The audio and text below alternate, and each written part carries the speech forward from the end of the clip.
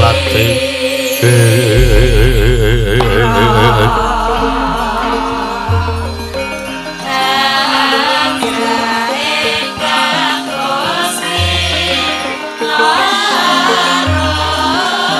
ben sembah miring ulun kapurapa risang amor bengerat mring sanan ingkang mring kanan siing tasih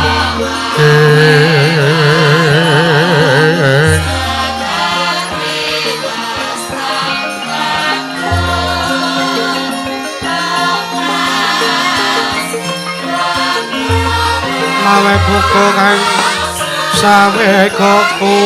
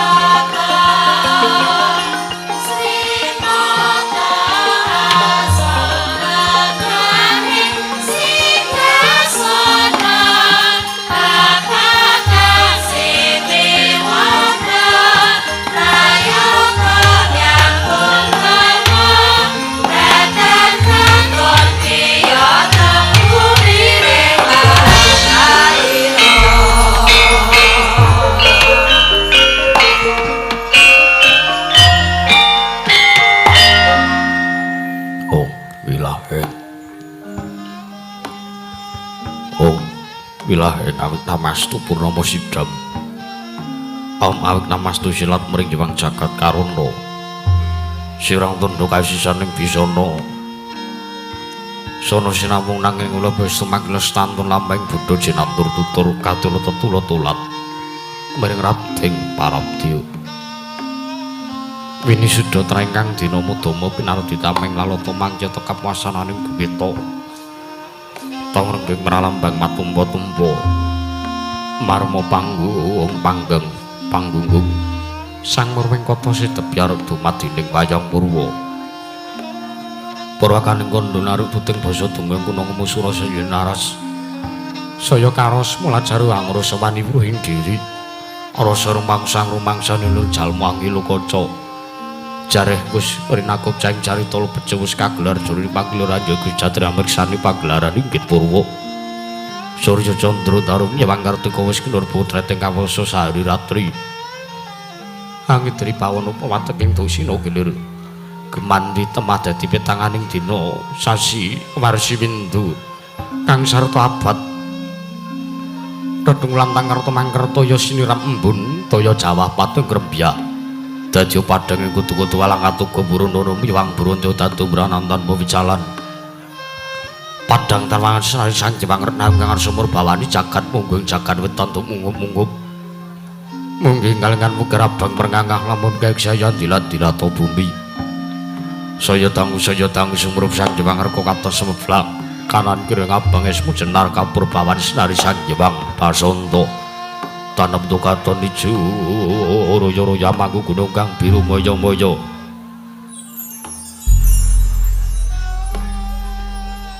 pojok gunung kinemelan kedan kasih ring merabancana lengkat lenggut nganti kaya gunung Makutha Mega tan wetawis dangu soleng kawula tasih dene Lawarsa angupaya buka karep tegal sawahe anglur silur tatana pedhote sinambi sendunan sesindinan mikul karulu kundi anggiring raja kayane samaen ana pirembagan Samarwangi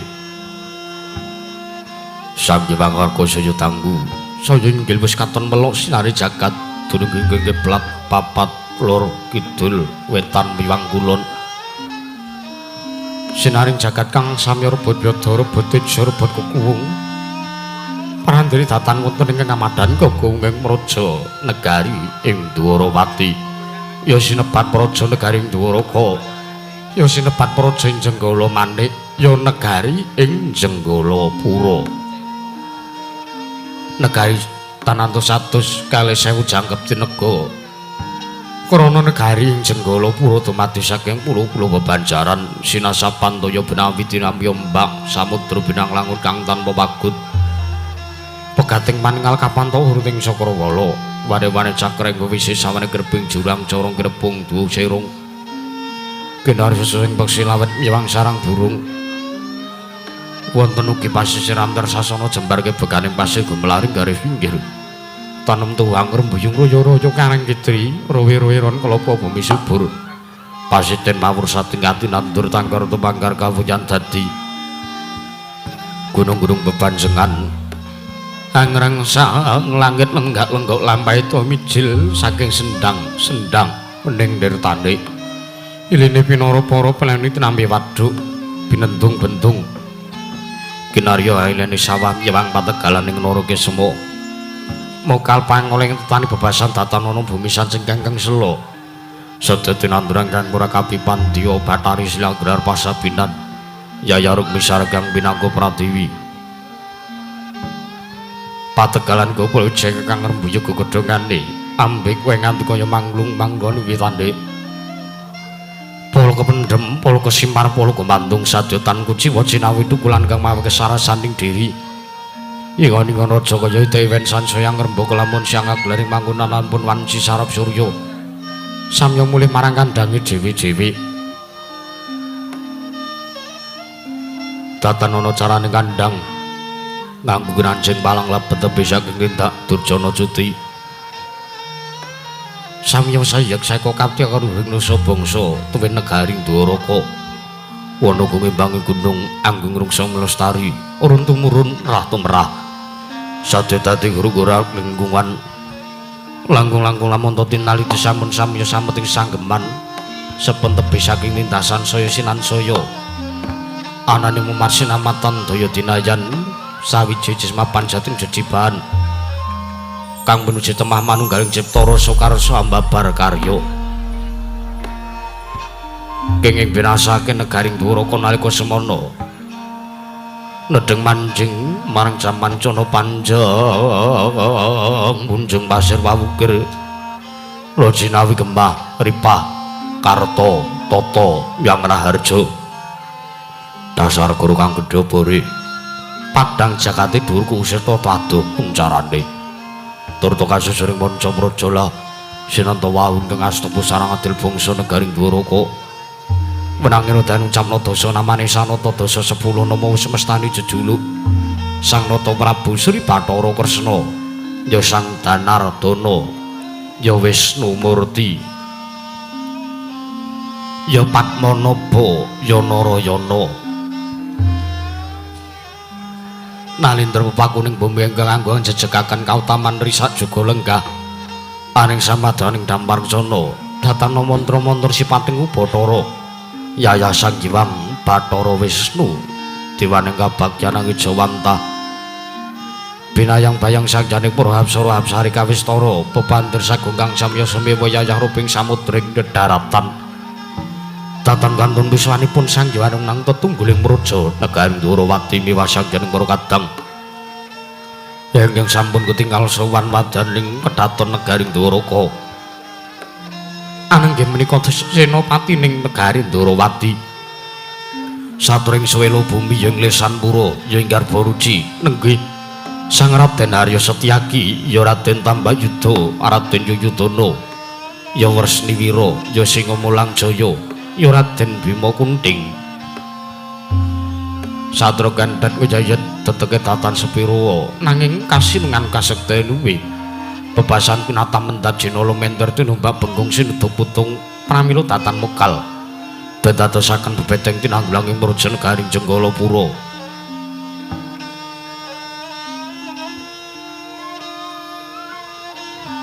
Tatan kanton wiswanipun pepaten negari ing Dwarawati rangka dalem negaring Dwaraka pidalem ing Widara Kandhang nenggih Sang Rikana Patih Udawa ya Sang Kresnengkara dukunaning mimeti bedhahing negari Dwaraka Sang Rikana Patih Udawa ingkang tansah ndherekaken dhumateng tindara Sang Prabu Narayana ya Sang Raden Kresna ya Sang Prabu Sri Bathara Kresna dukunane pidalem aning padaring Widara Kandhang arep tidhem permanem datanana bane walang alisik datanana janma miwang kawuling Kanyabawa kejawi amung Sang Yapara Nayaka Punggawa miwah kawula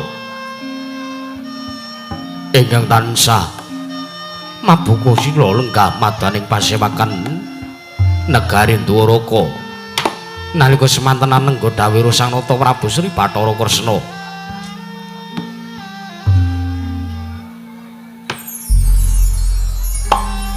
Sang Prabu Sri Bathara Kresna anampirawipun Sang Tapa Begawan Durna utusan saking negari ing Astina miwah ingkang raka nateng Mandura Sang Prabu Baladewa ya Balarama mangrembak para kawularsa ngangsek pisawani sinambi anyareng muling gongso pangling waranggana sigra marwani pangandika dadu kumanggiling wijiling pangandika Sang Prabu Sri Bathara Kresna ingkang dereng kawedharing lisan tanggaping dadi Sang Begawan Durna asa nyaket pisawanira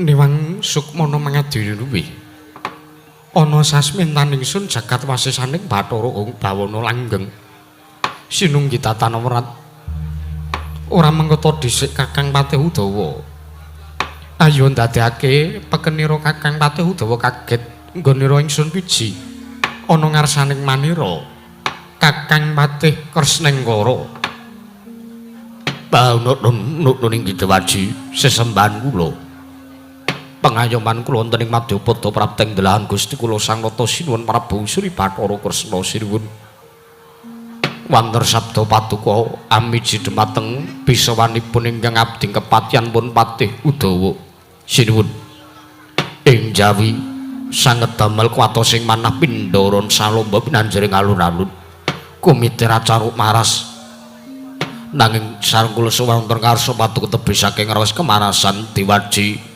kepareng ingkang abdi kepatihan nyadong dawuh timbalan paduka Gusti kula Sang Nata Sinuwun Prabu Sri Bathara Kresna ing Dwarawati baunut niki kadiparan anggon sira ingsun percaya minangka dadi batal wakil ingsun pranata tata rakiting kaprajan negara ing Dwarawati marata diagi aturna kelawan panjenengan ingsun samendhang aja nganti kengkaremben Kakang Patih Udawa baunut niki Dewaji menawi padukan dangu bab tata rakiting kaprajan wonten praja negaring Jenggalapura tarpentu sadotan badhe ngujiwani para kawula samya sayek saeka kabeh karo ring nusa bangsa tuwin negaring Dwaraka mandhapipun Sang Yapara abdi prajurit ing boten kendhat anggenyo tansah gegladen olah kridaning perang sawanci-wanci praja paduka katempuh parang muga tartentu ingkang abdi mboten badhe anggepok kanca paduka sinuwun Ingkang abdi kepatihan remuk asawarna putung semangga kabandhemna diwaji sembahan kula. Nut iki. Kakang Udawa ya gawe bombong aturmu jangkep ana ngarsaning sun. Ora liwat pakar ingkang utama tindakna selama sing urip Kakang Udawa. Ya isi waji sembahan kula. Pareng paduka dawuh ngarsanipun ingkang abdi kepatihan mboten langkung kula namung ngestaken dawuh paduka Kanjeng Sinon Prabu Sri Bathara Kresna Indrawati. Namung dereng lansak sampunipun amba bilih kepareng ingkang abdi kepatihan ngaturaken sembah sungkem pangabekti kula kunjuk sandhap padha paduka Gusti kula Sanata Sinon Prabu Indrawati sinuwun. Ya Kakang Patih Udawa tak tampa tiba sepadha-padha ora liwat prayogan nggon mulungga Kakang. Nona inggih sampun boten kurang pragi biswanipun ingkang abdi kepatihan. Nut iki. Kadangipun Kakang Dimas Setyaki Singa Mulang Jaya. Saksemane siading lisan pura ana ing Prajanegara Ndrawati. Padha kanthi harja sapraptane Dimas Garbaruci Singa Mulang Jaya Setyaki. Nunapin pasang kelipan tabi. Dina bina ngluduni dumawaing tawang-tawang. Linepat ning tolak manu. Koko Prabu mbok nyuwun rada dhuwur sithik kok Prabu. Lah ya salewe kok ya njukuk semono. Koko Prabu. Amiji dumateng biswanipun ingkang rayi Garbaruci. Parang wilujeng biswanipun ingkang rayipun Setyaki mboten panggelang setunggal punapa keparang kula ngaturaken sembah bekti kula kunjuk Koko Prabu. Ya Setyaki tak tampa ora liwat pangestunipun Kakang Tampanana. Nun sampun boten kirang anggen kula mundhik dawuh paduka mugi dadosna jimat dayani marang kasantosipun ingkang araji ing lisan pura. Prayogana Dimas sampun boten kirang prayogi Koko Prabu Ndrawati. Nun mangke bapa penemban durna ing Sukalima. Sarawa paduka bapa nemban durna ing Sukalima wonten Prajanegari Ndrawati. Arawa sareng kaliyan Koko Prabu Baladewa ing Mandura ingkang putra Punata Ndrawati ngaturaken pambagya raharja mugi katur kunjuk wonten ngarsanipun bapa nemban durna. Bapa nemban ing Sukalima. Lole astaka swala sila bertapa sumorante tali wesi jenenge rante wong wedok metu bengi jenenge lole anak Prabu Ndrawati. Parang paduka miji dumateng piswanipun ingkang bapa ing Sukalima sowan wonten Prajanegari Ndrawati. Sowan kula wilujeng nger anak angger Ndrawati. Mboten manggalangan setunggal punapa. Kepareng ngopudya pangastawanipun ingkang bapa mugi katur wonten ngasna paduka anak Prabu Sri Bathara Kresna anak Prabu Ndrawati. Nun inggih bapa nemban sampun kula tampi karya Candaka Panglingga Murdha amawana kabagyaning gesangipun ingkang putra Nata Ndrawati. Mboten langkung kasekecak lenggah paduka bapa nemban ing Sukalima. Nun inggih anak Prabu sampun mboten kirang prayogi piswanipun ingkang bapa ing Sukalima wonten Prajanegari Jenggalapura anak Prabu Ndrawati. Miwah Koko Prabu Baladewa rawuh wonten Prajanegari Jenggala manik ingkang rayipun Danardana ngaturaken sungkem mugi kunjuk wonten ngarsa paduka Koko Prabu Baladewa Koko Prabu Balarama. Jagat pangestu Ngrawayah Bathara Jagat Patendra Jaladewaku Yayi Prabu Ndrawati ya. Siadhe ngaturaken sungkem ana ngersanipun Kakang wis tak tampa banget gawe legawane atinipun Kakang ing Mandura. Yayi Prabu. Ora lewat salam taklimipun Kakang wae mugi katur tampanana Yayi. Nun inggih Koko Prabu sampun kula tampi. Akarya bombong dasmanipun ingkang rayi ing Dwaraka. Mboten langkung kasekecakna lenggah paduka Kanjeng Koko Prabu Baladewa. Kresna kaya ora kurang prayoga Yayi. Praptanipun kakang ning Prajanegara Ndrawati kebak kabagyan sartane kebak katentreman ana negarane Siadi. Banget ngonipun kakang seneng nggone nyumurupi kanan sing endah kaya mangkene. Ngono inggih Koko Prabu ngaturaken panuwun ingkang tanpa pepindhan. Nun mangke Koko Prabu sasampunipun lenggah ingkang kanthi prayogi wonten Prajanegari Ndrawati kepareng ingkang rayi badhe munjatur wonten ngarsa paduka Kanjeng Koko Prabu.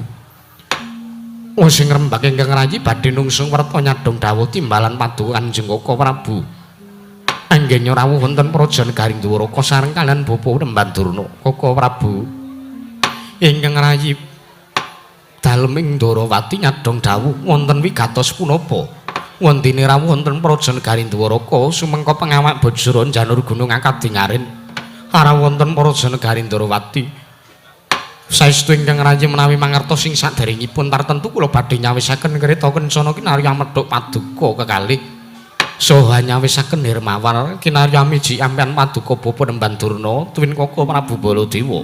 Koko Prabu Balarama jagat pangestu Karwayapura jagat Yayi Kresna nuwun wonten timbalan Koko Prabu. Yektine tata upacara kaprajan kang kaya mangkono kuwi ora pantes sartane ora saktrepe yen to dibisungsungake ana ngarsanipun Kakang Mandura.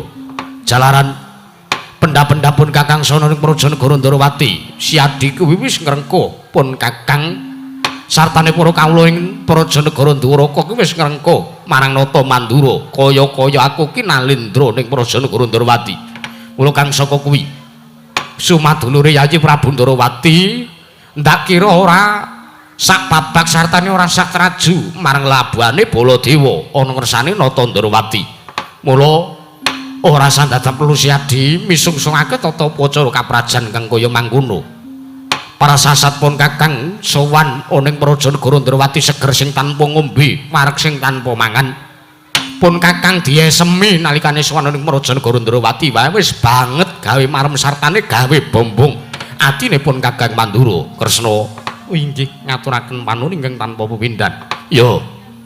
Ndungkap gone Siadi dangu kelawan sowanipun Kakang perkara wigatine apa Kresna sarudinuli yen to pun Kakang ingkang mung tansah nderekke kelawan tindahe Bapa Durna teka cumalena matur ana ngersane Siadi merga wektu dina iki pun Kakang mung mundi dawuh saka ngersane Yayi Prabu Duryudana supayanipun Kakang ing Mandura sowan ana ngersane Yayi Prabu Kresna ngandhi Bapa Nemban Durna bab perkara wigatine gandeng Bapa Durna iki ing minangka pujangganing para Sata Kurawa ingkang pinangka nujung ning Praja Negara Ngastina.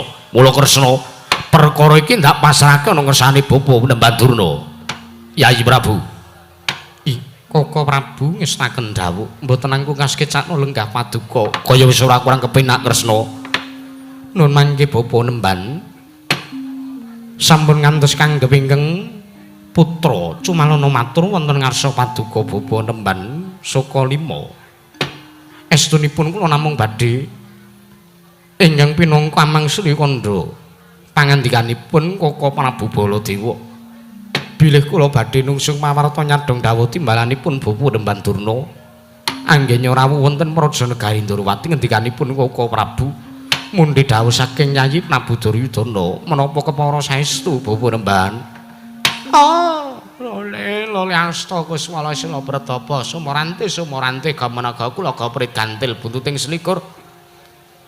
Nanan inggih Nger, anak Angger Ndarawati. Tungapa? Udawa kowe kok wis rusuh yaene. Iya.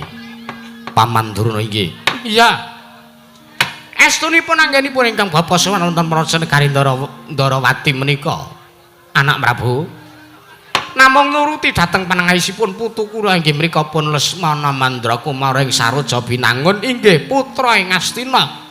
Putranipun anak Prabu Jaka Pitana.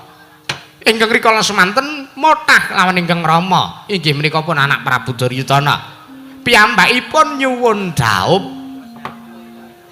anak kula pun Lesmana Mandrakumara nyuwun supados dipun dhaupaken. Inggih Nger. Lajeng sinten ingkang sampun dipun pancangaken kalian pun Lesmana. Lah perkawis menika ingkang badhe ingkang bapa tanjaken wonten ngarsanipun paduka anak Prabu Sri Bathara Kresna. Ingkang baken ingkang sepisan ingkang bapa sampun matur bilih putu kula pun Lesmana Mandrakumara menika dinten sak mangke kayata dene wong ingkang kedanan. Kayata dene wong ingkang nilar ponang jejabang wonten sak pinggiring jurang. Prasasa sampun boten gadhah enggak malih putu kula Lesmana Mandrakumara. Mesakaken sanget lho Nger, mesakaken sanget.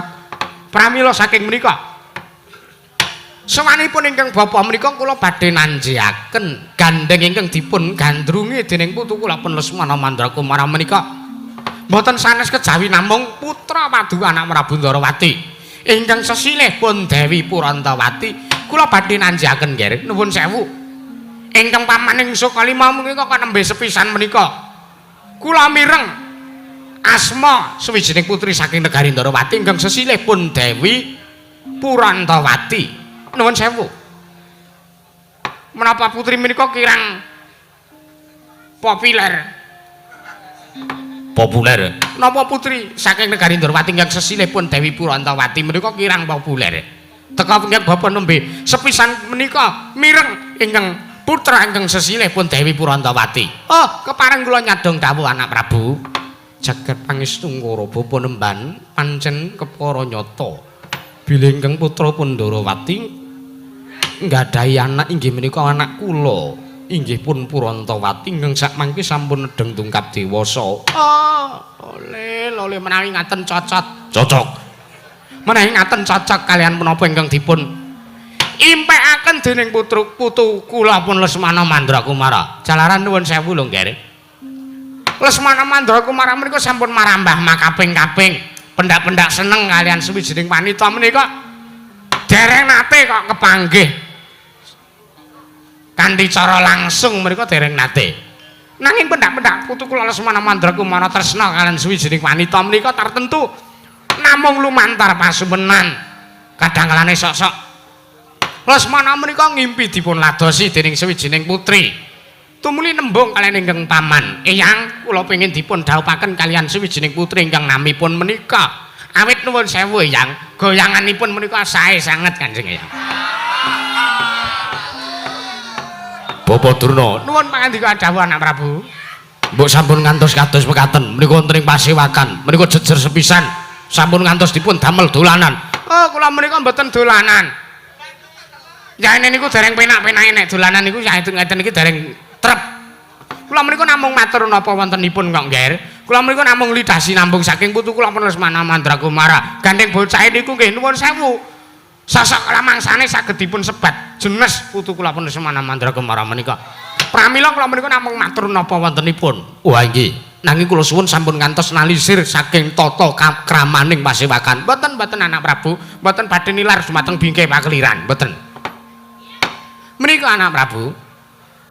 Pramila gandeng ingkang bapa sampun pikantuk katerangan ingkang gumathak. Patrangane ingkang gumathak saking ngarsa paduka. Anak Prabu Sri Bathara Kresna pamila kula suwun kanthi sanget nggih sawanipun ingkang bapa waleh-waleh menapa kula amung badhe ngebon-bon encangan jejawas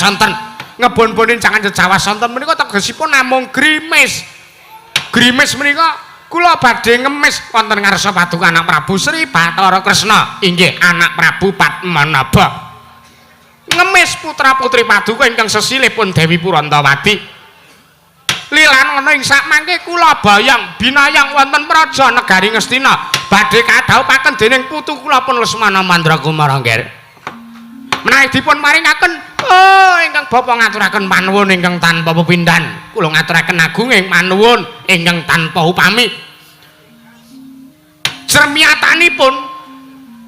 nyatanipun paduka anak Prabu Ndarawati sampun kersa inggih menika ngaraketaken kekadangan antawisipun Dwaraka kaliyan Ngastina tegesipun ngibaratipun nuntumaken balung ingkang pisah ngaraketaken daging ingkang renggang nuwun sewu nggih menawi mboten dipun maringaken alasan lan sababipun menapa kula nyuwun katerangan ingkang langkung tetela kunjuk wonten ngasanipun ingkang bapa ing Sukalima kula sampun nganti saksi inggih menika ingkang minangka paseksen inggih ingkang Raka ing Mandura menapa mboten kiyat anggen kula badhe ambayongi dhumateng putra putri paduka inggih menika pun Dewi Purantawati inggih putu kula ing Ndarawati ingkang sakmangke badhe kadhawuhaken dening putu kula pun Lesmana Mandrakumara cekap semanten aturipun ingkang Bapak wassalam Yayi Prabu yo mangkono munggo ature bapa Pandura ngersane Syadi marata kage pidhangetna Yayi tampanen sartane gelaren gulungen petungen kira-kira apa pantes apa Syadi mathuk sartane apa Yayi Prabu Kresna sarujuk yen to anakku wedok Purantawati kadhawuhake dening Lesmana Mandrakumara Yayi Prabu jagat pangestu ngara masesan iku Bathara wayah Ndara jagat Nuwun sewu Bapa Remban miwah Koko Prabu Baladewa. Kagiat setaning manahipun ingkang rayi Ndarawati sareng kula nampi pangandikanipun Bapa Remban Durna. Bilih badhe andhaupaken tuwin mansangaken anak kula pun Purantawati kaliyan anak kula ing Saroja Binangun inggih Ngastina pun Lesmana Mandrakumara. Bapa Remban Koko Prabu mugi dados ing kawuningan boten kateges kula menika nglangkungi dhumateng pesthine kodrat.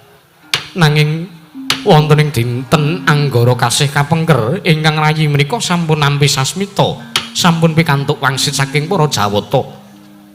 Ingkang wosipun menawi ingkang rayi pun Sri Bathara Kresna macangaken ingkang putra inggih anak kula salah satunggaling putra negari Ndarawati kaliyan putra saking negari Ngastina sakmangke badhe nurunaken turas Nalendra ingkang badhe rumintir keprabon negari ing Ngastina. Bapa Remban pramila sampun ngantos ing sakmangke Bapa Remban Durna nyang Koko Prabu Baladewa kuwatos saklebeting manah.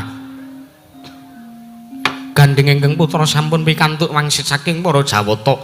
Bilih kula sarujuk anggen Bapa Remban Durna kaliyan Koko Prabu Baladewa badhe nglamar dhumateng anak kula. Inggih menika pun Purantawati Bapa Remban. Oh, lole gandang blekuduk manyar-manyar somorante awela kemanaga kula kaprit kantil. Buntuting selikur anak Prabu ngaturaken manun ingkang tanpa pepindhan. Oh, teges ingkang Bapa menika sampun mangertosi teges. Gusti menika sampun mesthekaken miwah kodrat menika sampun lumaku wonten ing Madyapata. Bilih pesthine kodrat Lesmana inggih putu kula menika sampun badhe pikantuk jodho. Inggih menika putra paduka pun ingkang sesilih pun Dewi Purantawati. Oh, Bambang kang tanpa upami lho anak Prabu jagat Pangestu Kresna wonten timbalan Koko Prabu. Pun Kakang seneng banget sartanipun Kakang remen. Mangayu bagya sekedhi jumuru merga anakku Lesmana Mandrakumara wis bakal ketemu kalawan jodhone. Kresna mangertiya mesake kanane Lesmana Mandrakumara wis mataun-taun durung duwe gegandhilaning ati, durung duwe sigaraning nyawa.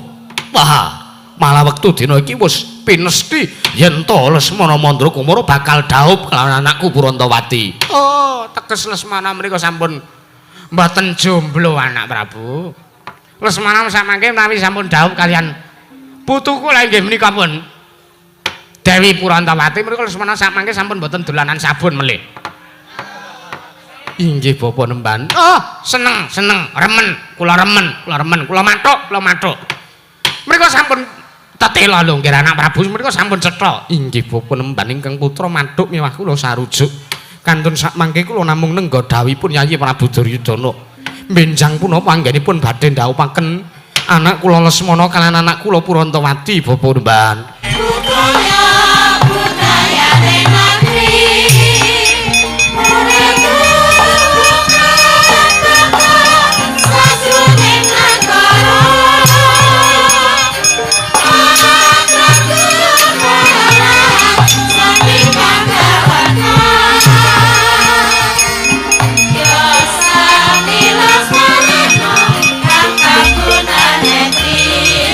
Suratira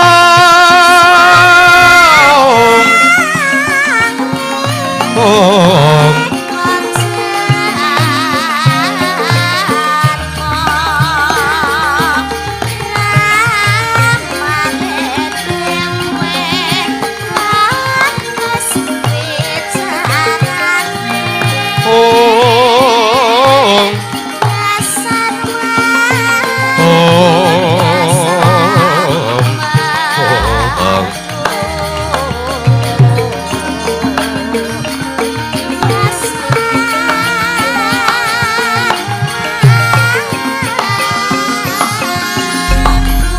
Yo Chan, ya.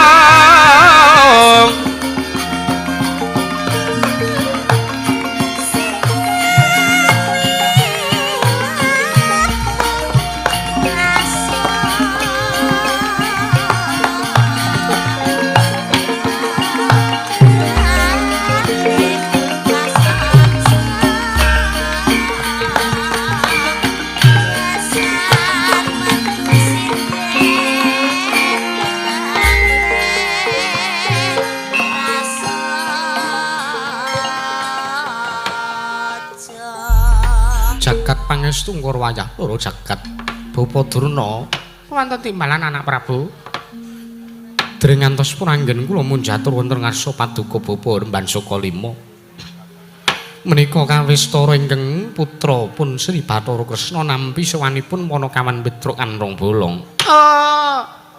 Niku bintang tamu kok yahene pun teka niku pripun niku? Ora nek direng dhewe ora dereng entuk munggah to niku anak Prabu. Iki kajengipun mbok bilih wonten wigatos Bapa Nemban. Oh nggih, mboten dados punapa. Jernyatanipun mriku ugi abdi paduka. Paduka mriku sithik kathah. Ugi tau tate nampi pangudangipun Panakawan Petruk kaliyan Panakawan Bagong. Pramila kula aturi andangu, anak Prabu. Iki Bapa Nemban lenggah ingkang sekeca. Non sampun kepenak banget niki. Panakawan Petruk Kanrong Bolong sakwise aso kang dadi napas asat kang dadi riwe padha kanthi slamet sowanmu Panakawan Petruk Kanrong Bolong. Oh. Nonamit pasang kelimantabe tinebena nglodhuli domawing tawang tuwang linepatno ing tolak manu tinebena saking siku dendaning Ubathara myah tolak sarik sinuwun bareng paduka miji dhumateng wiswanipun ingkang abdi ing Karang Tumaritis pun Petruk Kanrong Bolong kepareng wilujeng sowan kula sinuwun mboten manggalangan setunggal punapa ingkang abdi mboten ngicali raos pakurmatanipun ingkang abdi pun Petruk Kanrong Bolong keparenga nampi sembahipun ingkang abdi ing Karang Tumaritis pun Petruk Kanrong Bolong sinuwun. Ya Petruk tak tampa nyatur bekti kelawan panjenengan ingsun. Ora liwat pangestu tanpa nono Panakawan nukno ninggih sampun kula tampi akarya bombong dasmanaipun ingkang abdi ing Karang Tumaritis sinuwun prayogatna Petruk nukno ninggih sampun boten kirang prayogi Panakawan Bagong padha rarja sak praptamu slamet sowanmu Panakawan ora sagong mbledhos wetengmu kok. Apa? Ora sanggu kaya aku rasa. Noname pasang kalimantabe tinebena nglodhuni dumawang tawang tuwang sinuwun. Linepatna ing tolak manu pareng paduka miji dhumateng wiswanipun ingkang abdi ing Pringapus Semarang. Pareng wilujeng suwanipun ingkang abdi pun Bagong mboten manggalangan setunggal punapa. Kepareng kula ngaturaken sembah bekti kula kunjuk sinuwun Ndarawati. Ya Panakawan Bagong tak tampa. Sowan Nalindra kok ora miyayi. Liyane padha nggunakake busana ingkang sarwa pantes kowe sowan Nalindra kok mung nggunakake sendal jepit. Kajeng sinuwun. Penting didit. Wong kula nek teng pasar sarungan ngangge kaos oblong mboten enten sing ngerti nek kula niki sing nyekel PT. PT apa ya, Truk? Lambu. Wah, kula dhewe ya Pun pokoke urip kula niki prinsip kula mung penting dedit ngoten mawon sinipun. Lah iya, nek ra ya sak pantese Suwan Nalendra ngerti nek kowe iki wong duwe dhuwit. Mbok ya sak ora-orane nggunakake busana ingkang pantes. Ah nggih nek mboten pantes nggih dipantes-panteske ya truk ya. Ha iya. Kula ngaturaken bekti kula konjo sinipun. Ya tak tampa Panakawan prayoga nunggonmu lungguh. Nono nggih sampun mboten kirang prayogi sawanipun ingkang abdi. Petruk kantong bolong padha slamet tekamu ta Panakawan. Bel ketuwel pe. Nun inggih. Begawan Durna rawuh teng negari Ndarawati. Heeh, Petruk. Oh, sekawit aku duwe wigati. Kelawan anak Prabu Ndarawati ya anak Prabu Sri Bathara Kresna mula aku prapta ning kene, Petruk. Paling mung arep utang, Petruk. Ora kena to. Priagung kok utang. Wis saperti to. Galuh kae ketoke miayu kaya ngono utange akeh lho kae. Lho men. Mah bar mbraso gamelan barang. Wis stokno wae ora usah ngurusi uripe wong.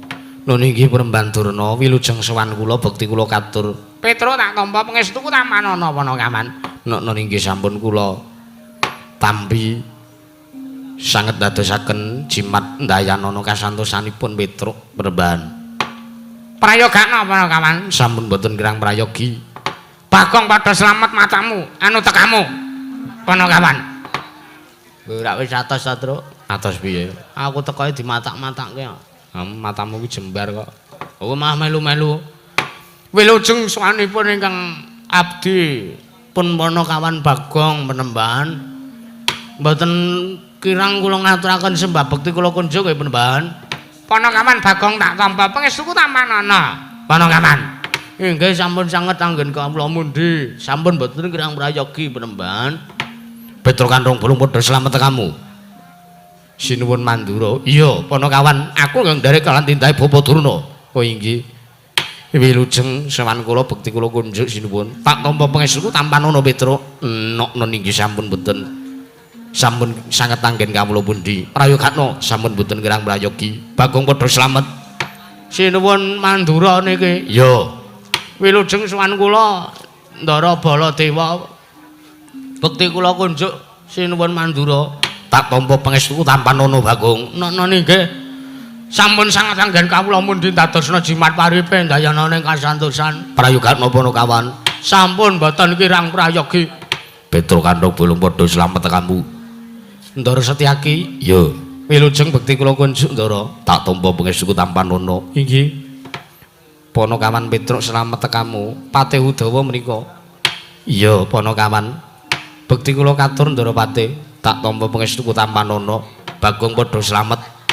Ndara Patih Udawa. Iya. Wae lah. Pripun kahanane gelung? Lho kok gelung? Anu pundi menika? Widara Kandhang Kanigara. Pripun kahanane? Ya apik-apik wae Panakawan. Kowe wis suwe banget ora dolan ning nggon aku. Ha nggih kahanan. Kula sibuk ngurusi PT kok ya, Truk. Ha iya, heeh. Oh iya, prayogakna Panakawan sampun mboten kirang prayogi. Petruk, Panakawan Petruk kantong bolong wonten dawuh sinuwun. Janur Gunung Kadingaren gawe kaget sowan tanpa tinimbalana wigati apa? Sampun dipun keparengaken matur, wis Petruk ndak menehi kaludhangan matur ana ngarsaning ingsun. Woi. Pareng matur wonten ngarsanipun Sinuwun Prabu Ndarawati. Lepat atur diagung pangaksami kepareng kula badhe ngaturaken tebasiti sekul binuntening ron kula purunta mbok bilih wonten lepat anggen kula munjatur wonten ngarsanipun Sinuwun Prabu Sri Bathara Kresna. Ya ora dadi ngopo Panakawan. Ha iki. Ingkang sepisan sowan kula menika badhe ngaturaken sembah sungkem wonten ngarsanipun Sinuwun Prabu Ndarawati. Tak tampa ndonga pangga kalih. Sowan kula menika mboten dipun utus dening para punden Pandhawa, sowan kula mboten dipun dawuhi Bapak supados mboyong wujude senjata cakra kinarya mbangun kayangan mboten. Ora ya, Gong? Ora. Nanging sowan kula menika saking pikajengan kula piyambak, sowan kula menika saking karep kula dhewe. Ingkang kula ngrasa kok kula wis wayahe kudu sowan teng Prajanegara Ndarawati. Nuwun sewu, amit sewu lho niki punten dalem sewu. Amit sewu. Kula menika namung badhe nanjaken wonten ngarsanipun Sinuwun Prabu Ndarawati. Dukunanipun wonten lampahan pustaka Jamus Miyang Jimat kalih Masada ingkang ical. dipun cidra dening Dewi Mustaka Weni menika paduka sinuwun Darawati nak ngawontenaken sayembara. Sayembaranipun ingkang wasipun sapa sing bisa nemokake timbule Kyai ya kuwi wujuding pustaka Jamusmyang Jimat Kalimasada. Nek wedok tak pek anak nanging yen lanang tak pek mantu. Menika dawuhipun Sinuwun Prabu Darawati. Kamangka menika sampun mataun-taun lumawat lalampanipun nalikanipun wujudipun pustaka Jamusmyang Jimat Kalimasada pun cidra dening Dewi Mustaka Weni. Pramila kula badhe nanjiaken sartanipun kula badhe nagih janjinipun Sinuwun Prabu Darawati. Lah, gandeng sak mangke Petruk niki nampa kabar pawarta binanduring karo Tombok Bakul sinambi wara bilih putra paduka ingkang sesilipun Dewi Purantawati menika sampun nedeng ndungkap dewasa ngibaratipun kembang menika nedeng mekar-mekaripun ingkang satemah mbabar Gantawarum satemah kathah sakateng kombang ingkang kepengin ngisep madu sarining tawang saking Punang Sekar menika kula wasinipun.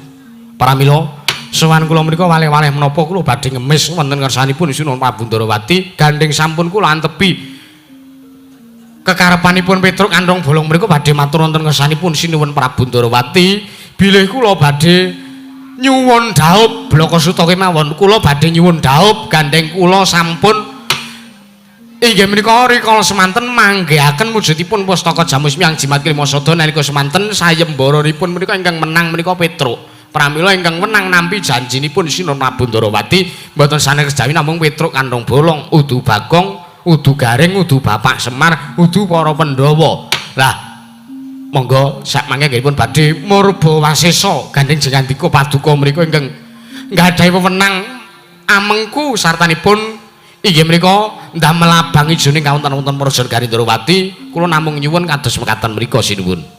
Lepat atur diagung pangasami matur sembah nuwun ingkang tanpa pepindhan. Jagat pangestu ngora wayah ploro jagat bapa nemban. Kula wonten dawuh anak Prabu. Menika kados pundi kawontenanipun kados mekaten menika. Lah nggih blaka kemawon. Oh, tiyang blaka menika mboten badhe kapitunan lho nggih. Blaka kemawon kados pundi kawontenanipun Purantawati badhe dipun pancangaken kalian sinten? Mekaten bapa nemban. Iye. Mengke menawi wonten dukanipun Panakawan Petruk. Oh, kula aturi masrahaken dumateng Kang Bapak. Kurawa supados ngunduraken Petruk Kandhong Bolong. Truk, ngapa kowe? Lambu. Kok rasan-rasan Kurawa ngundurke ngapa kowe? Embuh, Gong. Ngundurke mobil ya atret apa piye? Sing genah to, Truk, aku wis deg-degan iki. Piye deg-degan piye? Deg-deg sar saka gudhug nang pasar. Aku cek waloya kuwi, ora mangkat wonge. Men payu dhewe kok kono. Panakawan Petruk wonten dawuh sinuwun. Mesti wae kowe mangerteni nglawan Rawe Bapa Durna, nglawan Kaka Prabu Baladewa. Lha nggih. Wonten mriki menika wonten rawuhipun Sang Pinandhita ing Sakalima nuju ngagung negari Ngastina sesembahan kula pun Sang Penemban Durna kalian Sinuwun Prabu Baladewa. Iya Petruk. Ha nggih paringipun mangerti ya rawuhe Bapa Durna kelawan Kaka Prabu Baladewa mrene iki ya kuwi bakal mboyong sartane nglamar kelawan anakku ya kuwi Purantawati bakal kadhapake dening Lesmana Mandrakumara mula sing gedhe pangapuramu ya Petruk paripaksa panjenenganing sun nglencati kelawan janjining sun jalaran aku kalimput sartane wis ora kelingan kelawan janji ingkang tau tate ndak ngendikake kelawan sira Panakawan jagat pangestu karo wayah ploro jagat lah mboten kinten babar pisan nuwun sewu lho sampeyan iku nalendra sinembah dening para kawula wonten Praja Negari Darawati menika sementen mbane lho sinuwun pangandikanipun nalendra menika ngibarat sabda Pandhita Ratu datan kena wolawali kaya banyu tumumpang godhong sente blendra-blendre omongane lidalite esuk deri sore tempe Gong tenan kok le piye wong kere kaya Petruk Kandhong Bolong iki ora pantes nek kon bersaing lho kowe ngomong ngono ngapa ya Truk tibake jebulane ya Purantawati wis arep dirabekke karo Lesmana Mandrakumara piye Purantawati calon garwaku sing arep tak tagih janjine Sinuwun Ndrawati wis didhawuhke karo Ndara Lesmana Mandra Kumaraga wis dipacangake mung kari ngenteni janur melengkung gong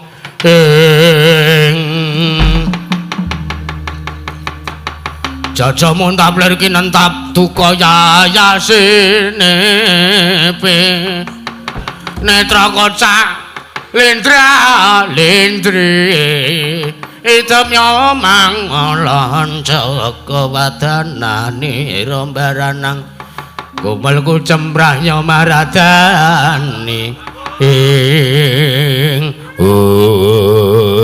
tekan kumelku cem ta apa ta piye ta iki ngapa ya wis diantepi piye kowe ora wis arep sapi rembagan saurunge munggah nang kene tru piye nek ora kelakon kowe dhaup karo Purantawati Sinuwun Kresna nglencati janjine jare aku sing takon ngamuk lah iya ning apa pantes gong apa pantes piye lah Purantawati ora sida rabi karo aku Sinuwun Ndrawati nglencati janjine lah iya lah nek Sinuwun Ndrawati ora nglencati janjine Purantawati ora dinake Lesmana ra mungkin ta aku ngamuk heeh ta mikira kowe iki gedhe gerang goblok oh iya ya gong heeh oh iya terus kowe arep ngamuk aku ngerti kowe patah hati kono gak tuku kaos sobat ambiar kono heeh kono gak lungguh ning kursi Indomaret kono ya wis tatanan atine sik iya andene ming Purantawati sepiro ayune ta terus golek ketobru turut pasarana aku lambemu ki elek tenan nyun sewu Sinuwun Ndrawati amit pansang Kalimantapi amit sewu nuwun sewu sanget ana kawan Bagong arep matur apa sajak ora trima kawan keng dadi dawuh ingsun mboten trima bloko suta blako tang terus terang kula mboten narimaken awit keputusanipun Sinuwun Ndrawati ingkang sajak nglencati dumateng janjinipun piyambak nuwun sewu kula mriki wonten mriki badhe matur apa ya Truk lambu jare aku takon nata ati aku tak meneng wae lho iki Gong heeh wis sedih aku ha iya ancaman bagi seseorang yang mengingkari janjinya adalah api neraka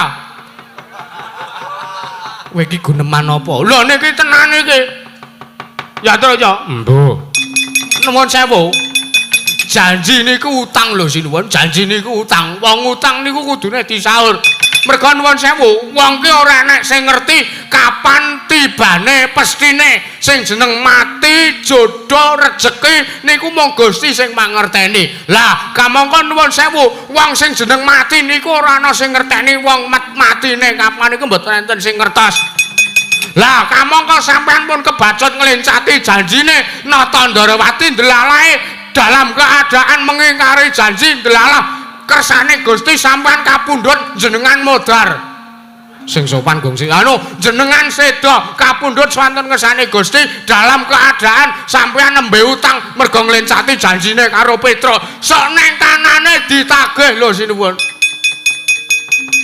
ditagih nek sing sampean utange ngiklaske mboten ditagih lah tak takon kowe ikhlas ora ta Truk ikhlas wah piye ta kowe iki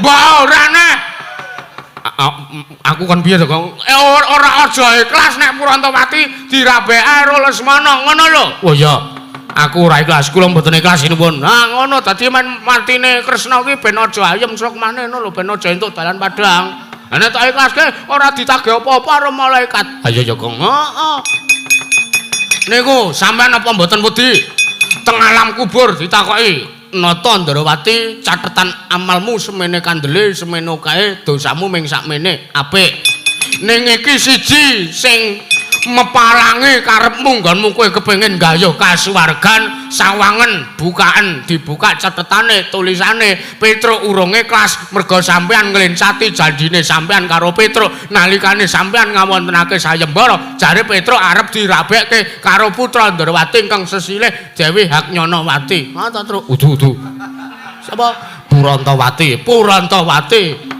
niku napa kelakon lucu ta wong amale akeh kok meng kalah karo utang segelonge barate ya, Tru. Ha iya, heeh. Kowe kan kere to, Tru. Nek mahar, apa nek mahar Purantawati rak ya ora mungkin nganti 10 juta ora mungkin to. Ha iya. Wah, bajigur kuwi. Ngapa? Niku mang penggalih sinuwun. Aja ming waton bisa ngucap. Sampeyan dhawuhaken Kang Putra kaliyan Lesmana Mandrakura niku padha karo kutuk marani sunduk. Jernyatanipun nuwun sewu. Anake sampeyan niku ayune ya Allah. Prasasat kembang desa sinuwun. Kembanging negari Dewi Purantawati niku ayune mboten enten sik nandingi. Sembadra men sakniki kaya retak. Sabi mang penggalih putrane sampeyan niku langsing ayu putih wangi ya, Tru. Ha iya, aku wis ngerti fotone kok, Gong. Mulane kok tak WA iki ming respone kok ora ngepenaki ati Bulna. Duh, wis dilamar wong, Gong. Ya sing sabar, sing ikhlas. Nek kowe ngiklaske rombonganmu bangsa Karmadi, bangsa Galih, ngono kuwi. Ya ora ngono to, kowe iku karepe belani ya belani. Belani. Napa kelakon anak sampean? Sampean apa kelakon bakal ndek putu koclok nek kelakon didhawuhi karo Lesmana. Koclok sebabe bojone Lesmana, bapakne koclok, anake melu koclok sinuwun.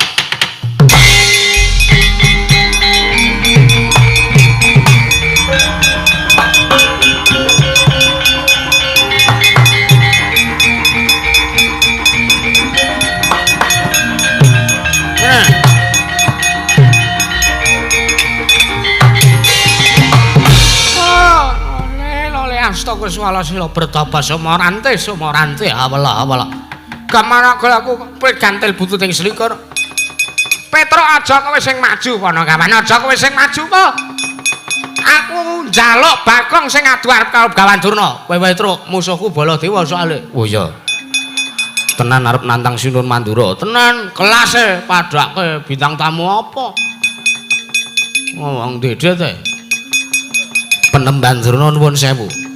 Nek sampean saja arep wantun aja wani karo adikku ning wani karo kakangne. Oh, Panakawan Petro, wong kok kaya kowe Panakawan. Oh. Kowe iki wis ora mangerteni karo kahanan, kowe iki wis kalah dhisik, Petro kok wis kalah dhisik. Nuwun sewu mboten perkawis. Endi sing dhisik, endi sing keri niku babar pisan mboten. Ning kula niku namung nyuwun bawa leksananipun Sinuhun Prabu Ndarawati minangka nalindra wonten Prajanegari Jenggalapura. Mbok nek duwe janji niku mbok ya tulung dipinangkani nek duwe janji niku diluwari. Merga nuwun sewu, nek umpamane Sinuhun Ndarawati nek umpamane sing janji niku Senes Nalindra, nek umpamane sing janji niku adik kula Bagong, mboten napa-napa, mbok dilensati mboten napa-napa, nek gandeng sing janji niku Nalindra. Sing janji niku sawijining priyagung Nalindra sing boten kenging wola-wali ngendikane paripaksa Petruk nagih kalian janjine Sinuhun Prabu Ndarawati. Merga kula niki termasuk njaga image-ipun Sinuhun Ndarawati. Ngaten. Ning kowe wis kalah dhisik Prabdane Prajanegara Ndarawati kalah dhisik karo Begawan Durna sing arep mboyong kelawan Dewi Purantawati. Petruk. Kowe ngalao Panakawan. Kowe ngalao, kowe iki ming batur, kowe ming gedhi bal 17. Kowe ming drajating Panakawan iki ming abdine para Pandhawa. Kowe ora duwe derajat pangkat apa-apa. Bondo donya pangwasa kowe ora duweni. Anak Lesmana Mandrakumara sing putra Nalindra sugih mlegedhu brewu waset. Sugih bondo bandu bakal rabi karo Purantawati. Kowe manut ta Petruk nuwun sewu Sinuhun Mandura. Nek kaya ngoten carane kula niki ya menungsa, Mas. Kula niki arep ming kawula cilik, kula niki arep ming batur ning kula niki ngrasa diayomi kalih Sinuhun Ndarawati. Seprana seprene kula dados kawula wonten Prajanegara Ngamarta niku melu ngrasake perjuangane Sinuhun Ndarawati anggenipun mbelani kalian para Pandhawa, labuh bebeneripun para Pandhawa inggih menika satria tetekan ati suci pawayu budi rahayu. Lah kok kula percaya kalih Sinuhun Ndarawati kok dirusak karo le Sinuhun Ndarawati nglencati kalih janjine dhewe. Janji niku utang kudu disaur. Nek umpamane sing utang kalih Petruk niku ming kawula cilik padha karo Petruk derajate mboten masalah kula ikhlaske najan to gedhe palimarmane karo Petruk. Ning gandeng sing utang kalih Petruk niku Nata Agung Ndarawati. Coba titis Sang Hyang Bathara Wisnu kok nglencati janjine Sang Hyang Bathara Suman sing jare Dewa sing tukang andum kabagyan kok nglensati karo janjine. Coba sampean pitung, coba sampean penggalih. Lara atine Petruk sinuwun. Wis kowe ngladenono kono wae iki tak urusane kowe. Sing tenan ndogong tenan wis to wis. Kowe nek ujug-ujug ngetokke nenggala, aku ya ngetokke tekku. Apa arit? Wah, meng pengaritan we bangga-bangga. Weh, aja menghina pengaritan. Oh, padake wong tukang arit kaya aku ndek wilis tro. Oh, semangkean ora. Kuwi kowe diurusi kuwi, tuwekan selak modar kuwi diurusi kuwi. Ponokawan Bagong kakangmu ngandhanono. Nuwun sewu sinuwun Baladewa. Nek Petruk dikon ngandhani sampean ya kudu kena sartane kudu gelem tak kandhani. Lho, nek kakangmu Petruke wong wangkot, wong legan golek momongan. Lah nggih wong Petruk niki legan. Golek momongan, Slamrik niku ajeng lamar Purantawati, ajeng dirabi ale Petruk, ajeng napa nurunake putra saking Karang Tumaritis saderengipun kakang kula Petruk kaliyan Ndara Purantawati dong para we. Ratu gegeden swara tok. Ngurang ndele kampanye. Aja lali nyuwun donga pangestunipun Baladewa inggih Kakrasana calon Nalendra Mandura mbasan dadi ming sampeyan niku tak ibaratke ngeten pil kabeh nika nek lali dadi nek sampeyan nek dadi lali coba wah menungso ora tatanan Bagong pripun Petruke kandhanono. Oh, Petruk kowe ngalah wae Petruk. Taunana Windanana kula mboten badhe ngawon. Menawi kula dereng nampi kehormatanipun Sinuwun Ndrawati minangka Nalendra Ndrawati ingkang ngayomi kalih kawulane. Mboten jumbuh, mboten pantes, mboten jumbuh, mboten pantes. Petruk, kowe kena tak kandhani apa ora? Mas, hei, musuhmu aku udu iki. Kowe kena tak kandhani apa ora Bagong? Kowe aja wani karo Nata Mandura Prabu Baladewa. Wis kadung wani kok menging wani pripun? Nenek ate diantepi gawe rusa teng mriki. Ayo gelut padha lanange. Oh, Petruk kowe arep ngeyel karo Gawan Dura karo wani karo aku. Kowe meng kawula cilik lho Petruk, kowe meng batur ketiban 17 kowe anake Semar ora pantes yen to Semar bebesanan karo anak Prabu Ndrawati. Saora-orane Nalendra kuwi yen bebesanan ya karo padha li Nalendra, ya kuwi anak Prabu Duryudana. Nuwun sewu. Pancen bener Ndara Lesmana niku putra Nalendra sugih Gung Binathara sugih Bondo Bandu. Ning napa enten critane anak Nalendra kok pendak bar magrib ngepyoki walang sangit teng sawah niku napa enten critane coba nek mboten Ndara Lesmana Mandra Kumara napa enten critane kaya ngoten niku. Malah mengke kula niku mesake kalih Purantawati, kula niki tresna kalih lahir batin kalih putra Ndrawati nggih menika pun Ndara Purantawati. Pramila kula nglabuhi ya lahir kula, ya nglabuhi batin kula ora lila nek Purantawati didhawuh kalih Lesmana. Petruk Anong Bolong ora usah melu-melu. Ora usah melu-melu perkara iki kowe mung kawula cilik, ora usah dadak kowe. Cawe-cawe perkarane Yayi Prabu Ndrawati karo perkarane Yayi Prabu Duryudana gone arep macangake Lesmana karo anakku Purantawati. Mas, musuhmu iki Bagong udu Petruk, Mas. Ponokawan Bagong ora idep karo aturmu. Weh, ngeten mawon. Mbangane niki kesuwen padu teng jero pasewakan jejer sepisan dinggo rusuh mboten penak. Metu njaba. Kowe lah dalah Petruk metu njaba. Petruk metu njaba. Glandang cundhongane marang.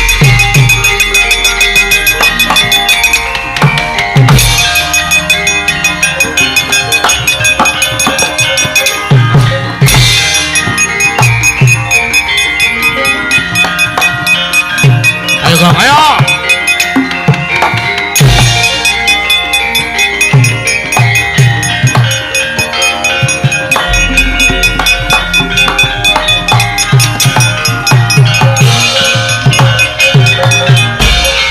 Mangkeyan padake aku rawani ro kowe apa piye?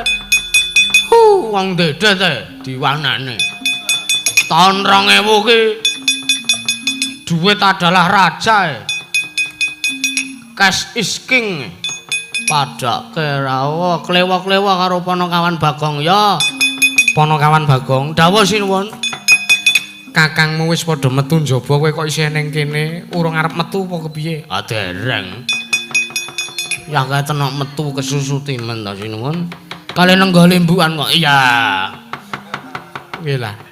Teges wis gawe rusak kanan Praja Negara Ndrawati. Kajenge sinuwun. Negara Ndrawati niki rusak merga janjine sampean dhewe.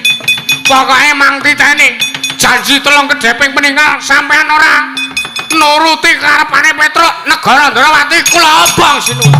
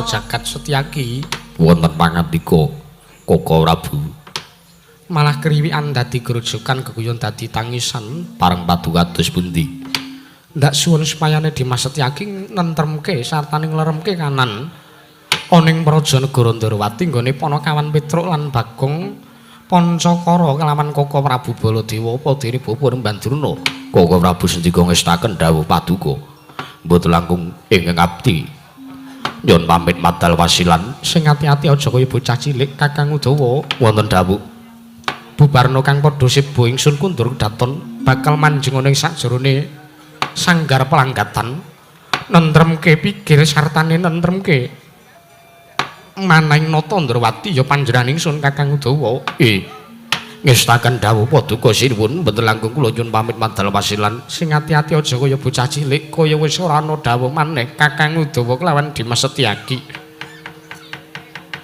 purna gati ning mananggilan arsa sang ratu kondur kedaton juk saking dampar kesana kinabit gambaran gading kadheraken sang jaring peromban sedhi manggung ketanggung saka paloro-loro ingkang samya ngampil upacara ing keprabon kawisan saking mandura tindak nyosang Sri Naranata lamun katuron saking Mandrawa tindaro sang Nata Ndrawati tansah reruntungan tindake